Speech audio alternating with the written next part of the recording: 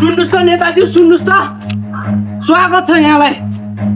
मसँग अलिक टाइम छैन, के प्रश्न सोध्ने अलिक छिटो सोध्नुहोस्।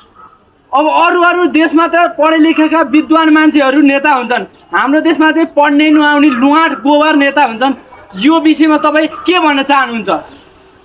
यो साइन हान्ने बेलामा चाहिँ छोराछोरीलाई पढ्न लगाएर साइन हान्ने त्यहाँ, म यही भन्न चाहन्छु। अच्छा, अनि नेताले हान्नुपर्ने साइन छोराछोरीलाई हान्न लगाएर हुन्छ त? अनि अब पढ्न लेख्नै नआएपछि के गर्ने भने, अब त्यही पनि यो नेपालमा प्रधानमन्त्री केपी ओलीको भरै लाग्दैन, त्यो टेन्डरको साइन हान भनेर कतिखेर सत्ताबाट फालिदिने हो।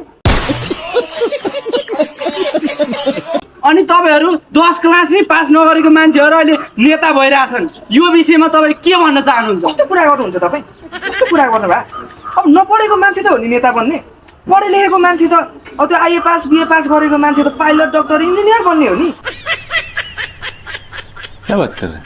अनि तपाईँ अहिलेसम्म नेता भएदेखि राम्रो काम चाहिँ के गर्नुभएको तपाईँको? ल मलाई भनिदिनुहोस् त।